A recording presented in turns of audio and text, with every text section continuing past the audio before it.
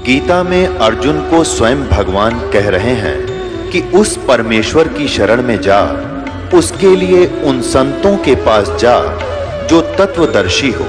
इसी प्रकार हजरत मोहम्मद को उनका अल्लाह कह रहा है कि कोई और पूर्ण परमात्मा है। उसको पाने के लिए उन तत्वदर्शी संत की तलाश कर। वो प्रभु कौन है, ये जानने के लिए कृपया अवश्य सुनिए जगत गुरु तत्वदर्शी संत रामपाल जी महाराज के अमृत वचन।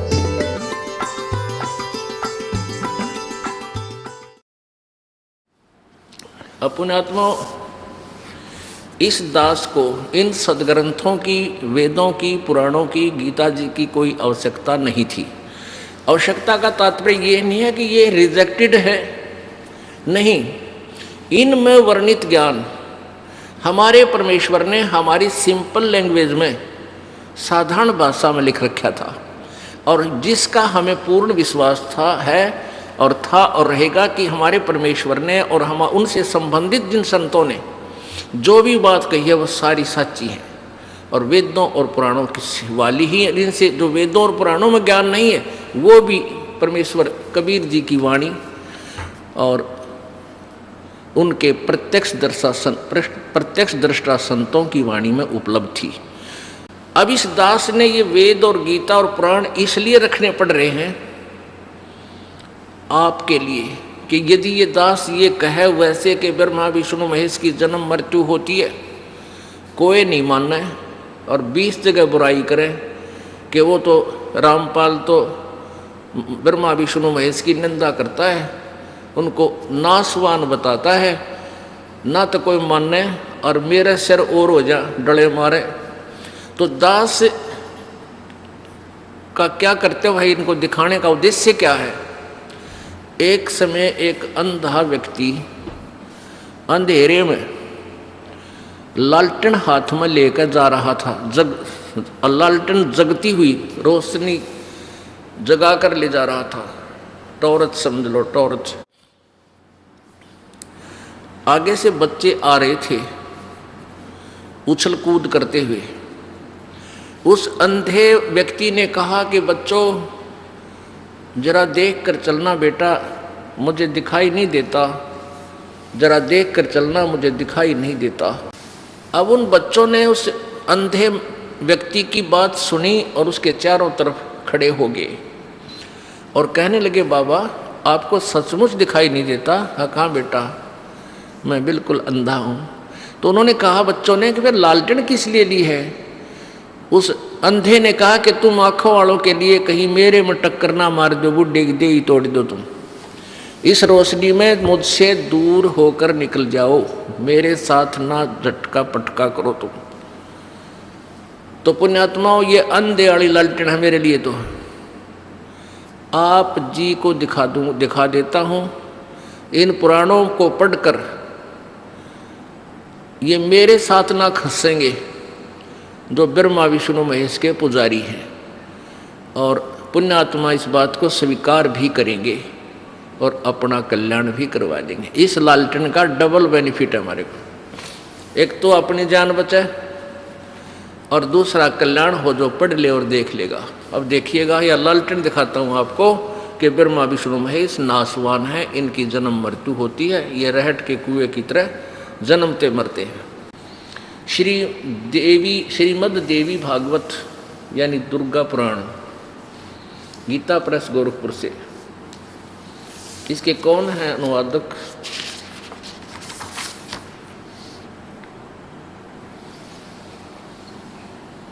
संपादक है हनुमान प्रसाद पोदार, चिमन लाल गोस्वामी। ये कहाँ से प्रकाशित है?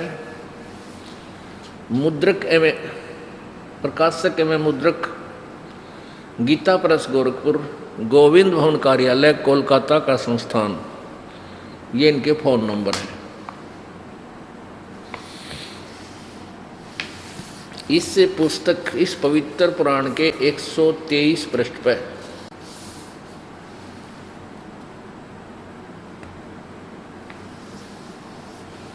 123 पृष्ठ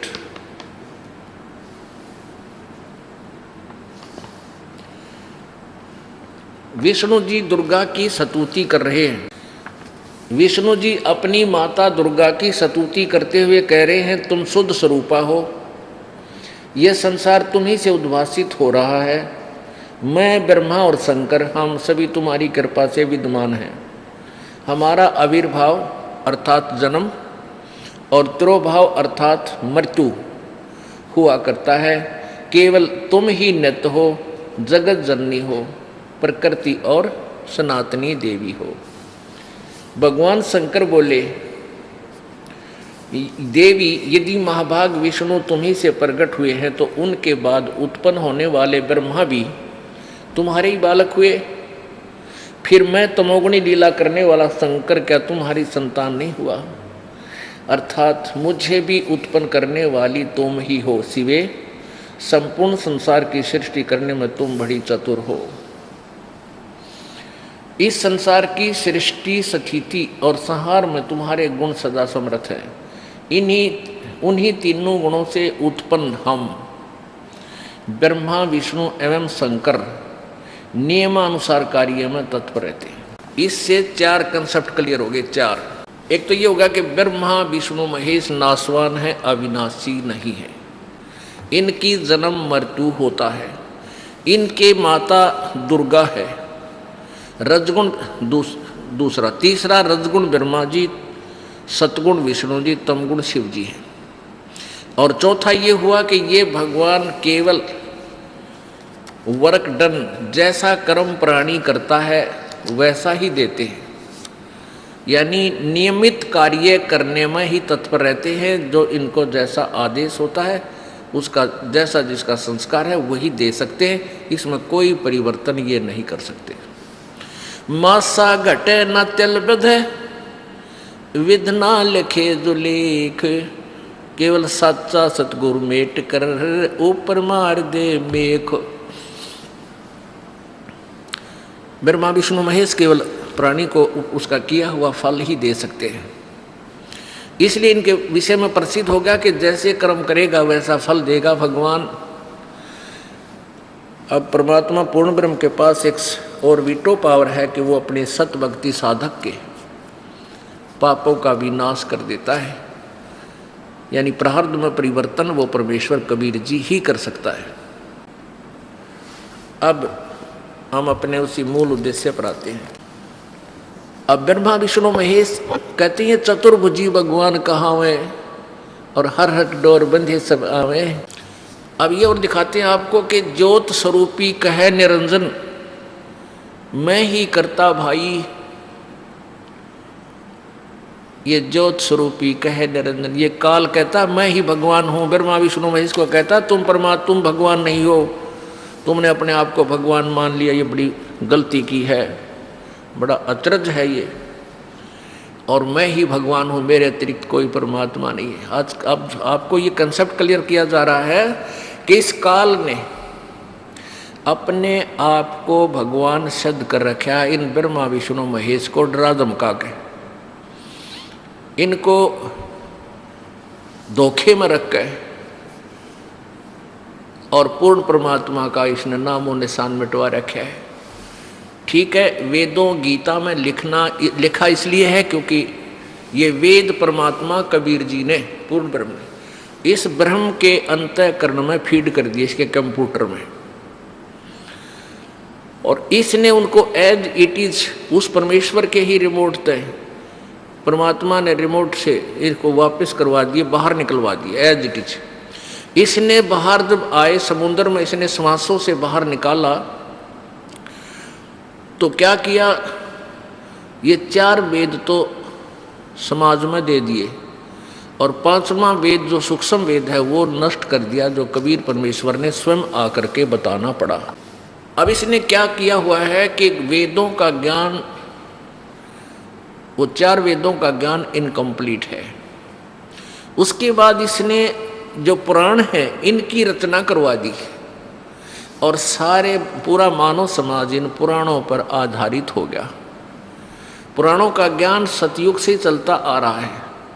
लिपिबद्ध ये भले ही बाद में किया गया है, लेकिन लोक वेद कथाएं जैसे दादे परदादा हम सुनते आए थे आला उद्दल की कहानी, जानी चोर की कहानी, ये बाद में लिखी गई, ये पहले कथाएं सुनते हमारे थे। तो ऐसे ये कथाएं एक ऋषि दूसरों को, दूसरा ऋषि फिर अपने चेलों को न सुनाते हुए आ रहे थे। यानी दंत कथा ये लोक में पहले से चल रहा था। ये तो फिर बाद में लिपिबद्ध किया व्यास जी ने, इतना काम किया। अब इसमें दिखाते हैं आपको इसने कैसे मिसगाइड किया हुआ, मिसगाइडेड किया है। एक बार ब्रह्मा और विष्णु जी का आपस में इस बात पर युद्ध हो गया। ब्रह्मा जी विष्णु जी से बोले, मैं तेरा बाप और तू मेरे से उत्पन्न हुआ। राज तू मेरा आदर भी नहीं करता, मैं तेरे द्वार पर आया हूं और तू मस्ती में लेटा हुआ है, तूने मेरा आदर नहीं किया। विष्णु जी कहता है कि मैं तेरा बाप, तू मेरी नाभि कमल से उत्पन्न हुआ। अब इस काल ने सबको बौड़ी बूझ बना रखे है, क्यों करें। ये क्या करता है, आप देवी पुराण में सुनाएंगे, कभी समय आएगा, तीसरे स्कंद में चौथे 4 से लेकर 6 अध्याय तक ये क्या करता है। जैसे साधकों ने वेद पढ़े, वेदों में देखा कि एक ओम नाम है परमात्मा की भक्ति का, और कोई मंत्र नहीं है, वेदों में ओम नाम है। इन्होंने इस ओम नाम को पूर्ण परमात्मा का मान लिया और साधक साधना करता करता फिर इसने एक आकाशवाणी की थी ब्रह्मा को, जब ये सर्वप्रथम कमल के फूल पर सचेत किया था कि तप करो तप करो। इसने हजारों वर्षों तक तप किया। फिर इसकी जब बैटरी चार्ज होगी, सिद्धि आ गई, इसको कह दिया भी तू सृष्टि करो, यानी एक डिपार्टमेंट दे दिया रजोगुण का। फिर विष्णु जी ने तप किया 12,000 वर्ष तक, इसको इसकी बैटरी चार्ज करवा दी, सिद्धियाँ आ गई, इसको दे दिया विष्णु वाला। फिर शंकर जी ने तप किया, फिर इसको दे दिया संहार करने का। तो क्या होता, जैसे साधक साधना करने लगा ओम नाम के जाप से करता करता, फिर हठ योग कर लिया। ब्रह्मा जी ने बताया, आकाशवाणी सुनी थी भगवान की, वह थी काल की, उन्होंने मान ली पूर्ण परमात्मा की। फिर हठ योग वहाँ से प्रारंभ हो गया। नहीं किसी वेद में, ना गीता जी में हठ योग करने का कोई आदेश नहीं। ये तो नकली साधना बताई मूर्खों की, क्योंकि इससे सिद्धियाँ आ जाती हैं। सिद्धियाँ एक दूसरे के ऊपर फिर ये एटम बम छोड़ कर एक दूसरे का नाश करते रहते हैं, लड़ते झगड़ते रहते हैं। इसलिए इनको हठ योग करने वालों को मूर्ख लिखा है। गीता जी अध्याय नंबर 17 के अध्याय नंबर 17 में श्लोक नंबर 4, 5, 6 यानी 3 से लेकर 10, 12 तक ये स्पष्ट किया है। तो क्या होता, साधकों ने ओम नाम का जाप जपते जपते फिर हठ योग समाधि लागी। अब जब इनका हठ योग से अंदर जब शरीर में ये प्रवेश हो गए, तो किसी को तो विष्णु रूप में दर्शन दे दिए। ये विष्णु ब्रह्मा शिव तो इनके पास रहते हैं, आम देवताओं की तरह, ऋषियों की तरह। ये इनके इनसे जो ना सुप्रीम है, ये मंत्री हैं, बाकी अन्य देवता और न्यारे डिपार्टमेंटों के इनके अंतर्गत आते हैं। तो साधना करते करते किसी को तो विष्णु रूप में दर्शन दे दिए, विष्णु रूप में दर्शन दे दिए। जो भी कुछ मांगा इस काल ने दे दिए, ब्रह्म ने। ये वास्तविक रूप में किसी के सामने नहीं आता, इसने प्रतिज्ञा कर रखी है। तो उनने जिसने विष्णु रूप में दर्शन हुए, उसने समाधि तोड़ दी अपनी, और उसका पक्का जच गया कि ये विष्णु जो सतगुण है यही भगवान है। ओहो हो। फिर वो साधक भाजा हुआ है, भागा आता है, दौड़ा हुआ भगवान विष्णु के चरणों में शीश रख देता है और सबको ढोल बजाकर कहता है कि ये पूर्ण परमात्मा है, ये विष्णु जी पूर्ण परमात्मा है। मैंने इनको समाधि दशा में इनका साक्षात्कार हुआ है, ये छुपाए बैठे। और विष्णु जी ने पता भी कोई नहीं, युग के बंड है कि कह रहे मैं कहाँ था, मुझे पता है, उसको पता ही नहीं। लेकिन उनकी सुनी सुनाई बात तो इंजेक्शनों से वो फूल जाते हैं, और किसी को ये काल ब्रह्मा रूप में दर्शन दे देता है। तो वो साधक कहता है ये ब्रह्मा रूप, ये ब्रह्मा, यही सर्वशक्तिमान है, यही सृष्टि रचने वाला है, यही तीनों रूप धारण करता है। और किसी को वो शिव रूप में दर्शन दे देते हैं, ये काल दे देता है समाधि करने या मेडिटेशन करने वालों को।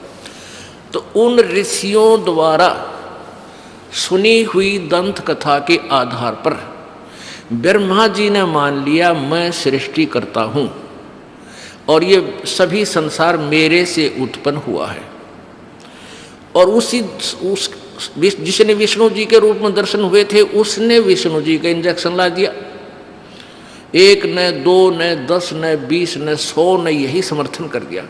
तो विष्णु जी का पक्की दसगी कि तू ही भगवान है और तेरी नाभि कमल से ब्रह्मा की उत्पत्ति हुई है। तो यहाँ अड़गी दोनों की लड़ाई। ब्रह्मा जी आया विष्णु जी के घर पे। विष्णु जी शेष नाग की सैया पर सोया हुआ था, लेटा हुआ था मस्ती में। रुक्मणी उसके चरण दबा रही, लक्ष्मी चरण दबा रही थी। आसपास और सैनिक बैठे थे, पार्षद बैठे थे उनके। ब्रह्मा जी ने फिर उसको खोटी खरी सुना दी कि ओ बेटा मैं तेरे पास आया हूँ, तू अभिमानी हो गया है हैं, और तू आए हुए अपने पिता का आदर नहीं करता। मैं तेरा बाप आया हूँ, खड़ा हो। विष्णु बोला मैं तेरा बाप, तू मेरी नाभि कमल से उत्पन्न हुआ है, मैं सारे ब्रह्मांडों का रचने वाला हूँ। तू कैसे अपने आप को सर्वेश्वर कहता? मैं करता हूँ। अब दोनों का गुट्टम गुट्टा, लट्ठम लट्ठा, हथियार काट लिए, सेना जोड़ ली। इस देवी पुराण में लिखा है कि देवताओं ने भी ऊपर आकाश से फिर जब वो लड़ने को तैयार हुए फूल बरसाने शुरू कर दिए। अगाह कर दो काम, हाँ लड़ो। अरे ये देवताओं के लक्षण, देवताओं ने तो बीच में आना चाहिए था। भगवान जब तुम में लड़ोगे, आप ही ऐसे अभद्र व्यवहार करोगे तो हमारा क्या होगा? जनता आपसे क्या सीखेगी? अब परमात्मा कहते हैं, कह कबीर इस संसार में सबकी बुद्धि का नाश। अब ये एक बार फिर सुनाना पड़ेगा यू शिव पुराण के अंदर ये थोड़ा प्रकरण, नहीं तो फिर यह अंधे अड़ी लालटेन अधूरी रह जाएगी। अब देखो ये शिव महापुराण हिंदी टीका सहित भाग 1, ये कहाँ से प्रकाशित है? ये है श्री शिव महापुराण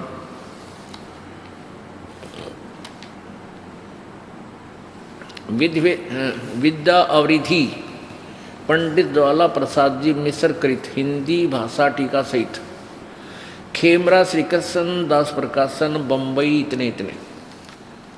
प्रश्न नंबर 11 और अध्याय नंबर विद्वेश्वर संहिता अध्याय 6। अच्छा यहाँ पर ये यहाँ से शुरू करते हैं। नंदी केश्वर बोले, भगवान शिव का जो वाहन है नंदी केश्वर, नंदी बैल, वो बोल रहे हैं। नंदी केश्वर बोले, हे योगिंद्र, आगे एक समय विष्णु भगवान शेष सैया पर अपने गरुड़ आदि पार्षदों के से संयुक्त लक्ष्मी सहित शयन करते थे। उस समय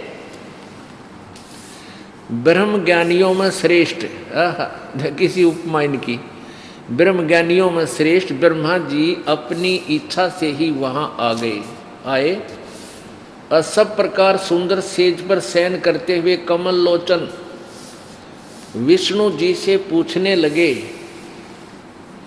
तुम कौन हो जो मुझे देखकर अभिमानी पुरुष के समान शयन करते हो?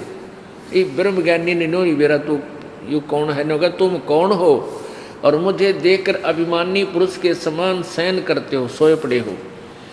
हे वत्स उठो, ए बेटा उठो, देखो मैं तुम्हारा स्वामी आया हूँ। जैसे तीसरी चौथी कक्षा के बालक लड़ा करे ना आपस में, मैं तेरा बाप आया हूँ, उठ बेटा। आए हुए गुरु को देखकर जो अभिमान करता है उस द्रोही मूड का प्रायश्चित होना उचित है, अर्थात न गढ़ूंगा भी। यह सुनकर विष्णु जी के अंतःकरण में, यह सुनकर विष्णु जी के अंतर में तो क्रोध हुआ, अंदर तो छो उठा, पर दाब के ऊपर ऊपर से बोलने लगा, परंतु बाहर से शांत रहे और बोले, वत्स हे बेटा, तुम्हारा मंगल हो। बैठो इस आसन पर विराजमान हो। इस समय तुम्हारा नेत्र कुटिल और मुख वक्र क्यों हो गया, बांगा क्यों मुंह हो रहा तेरा। ब्रह्मा जी बोले वत्स विष्णु, ब्रह्मा जी बोले बेटा विष्णु, तुमको समय के प्रभाव से अभिमान है। हे पुत्र, मैं तुम्हारा रक्षक और जगत का महापिता मैं हूँ। विष्णु जी बोले ये तो सब जगत मुझ में स्थित है, तुम चोर के समान किस प्रकार अपना कहते हो। तुम मेरी नाभि कमल से उत्पन्न हुए हो, इससे मेरे पुत्र हो। मुझे पुत्र कहना व्यर्था है। नंदीकेश्वर बोले इस प्रकार ब्रह्मा विष्णु दोनों ही रजोगुण से मुग्ध होकर विवाद करने लगे।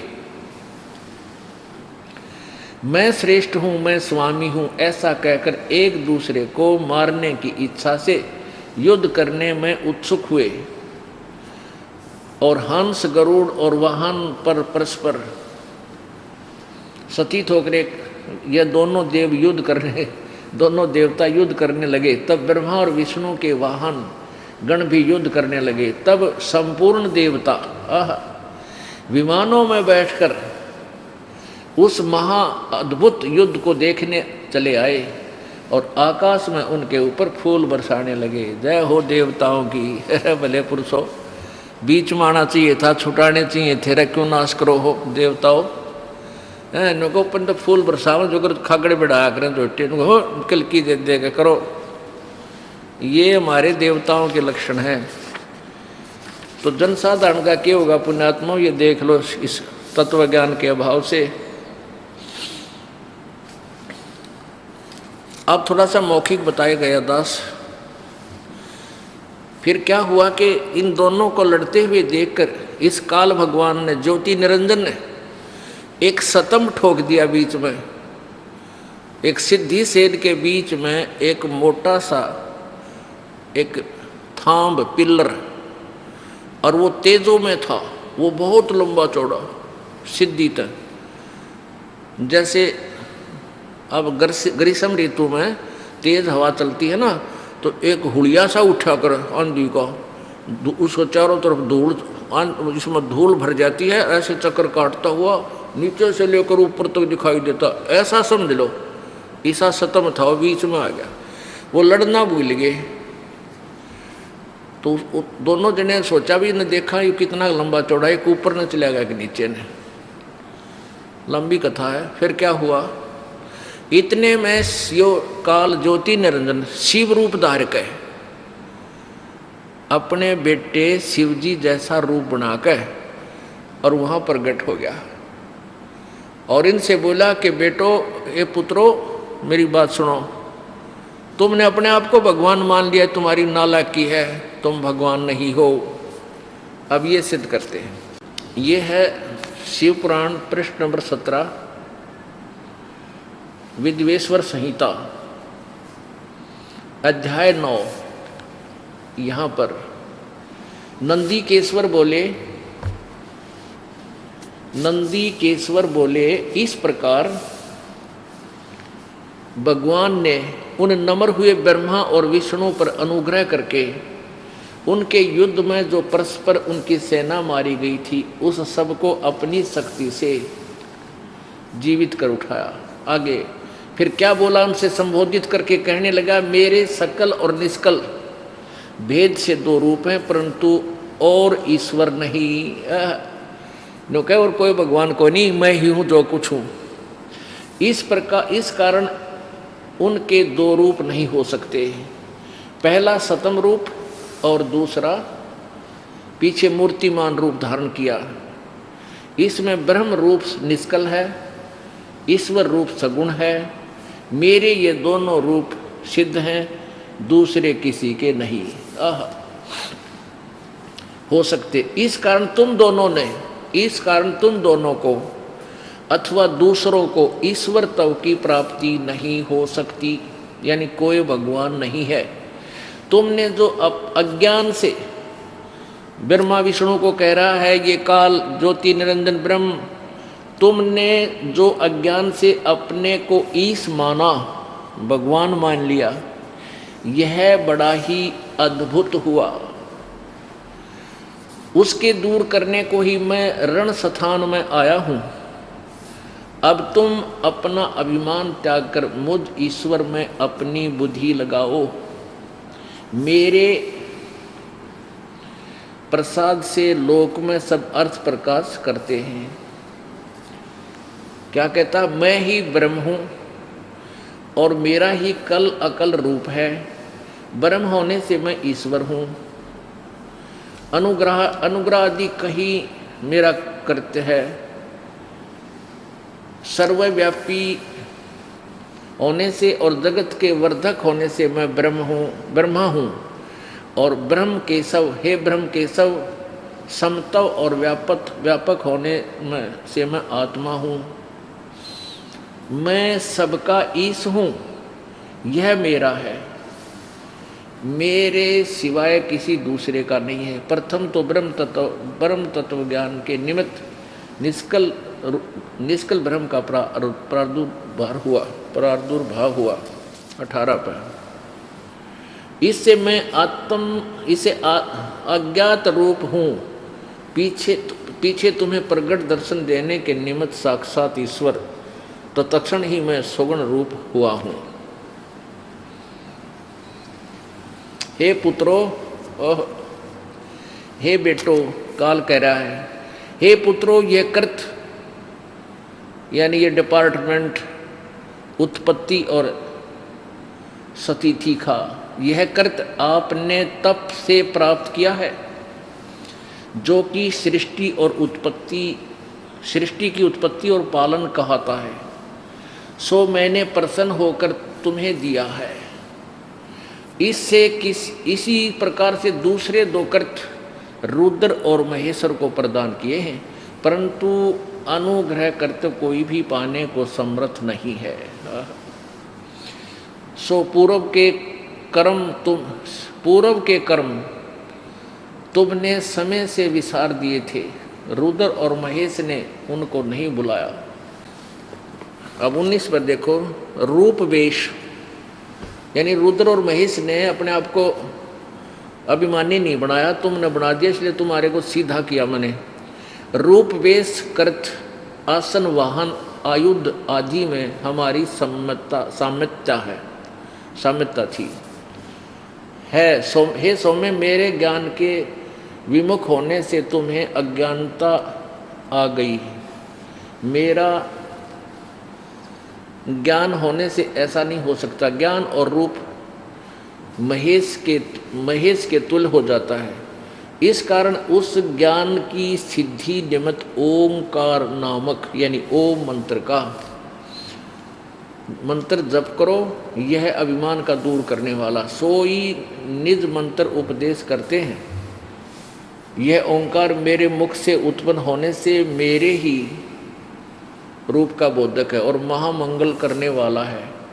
यह वाचक है, मैं वाच्य हूँ। यह मंत्र मेरा आत्मा है, उसके स्मरण से मेरा स्मरण होता है। हो गया सीधा। आगे इसमें कई विश्लेषण दे रखे हैं इसका भी। उत्तर की ओर से मुख से आकार, पश्चिम की मुख से उकार, दक्षिण के मुख से मकार, पूर्व के मुख से बिंदु, यानी ये ओम एक अक्षर जो है इस काल का ही है। उत्पन्न हुआ इस प्रकार 5 प्रकार से निर्गत हुआ यह एक ओंकार ऐसा एकाक्षर हो जाता है। गीता जी अध्याय नंबर 8 के श्लोक नंबर 13 में गीता ज्ञानदाता ये ज्योति निरंजन काल है, ब्रह्म है, ये कह रहा कि मेरा एक ओम अक्षर है। ओम इति एक अक्षरम ब्रह्म व्यवहारन माम अनुसमरण यह परियाति तदंदेहम सयाति परमाम गतिम। मेरा एक ओम मंत्र है, एक अक्षर, यह एक अक्षर ओम मेरा मंत्र है मुझ ब्रह्म का, माम ब्रह्मन मुझ ब्रह्म का। और जो इसकी अंतिम समय तक साधना करता है वो मेरे वाली परम गति को प्राप्त होता है। और अपनी परम गति को 7वें अध्याय के 18वें श्लोक में स्पष्ट किया है कि मेरे वाली गति भी अनुत्तम है, अश्रेष्ठ है, घटिया है। इसलिए तो 18वें अध्याय के 62वें श्लोक में कहा कि अर्जुन तू सर्वभाव से उस परमात्मा की शरण में जा जिसकी कृपा से तू परम शांति और शाश्वत स्थान यानी सनातन परम धाम को प्राप्त होगा, तेरा फिर कभी जन्म मृत्यु नहीं होगा।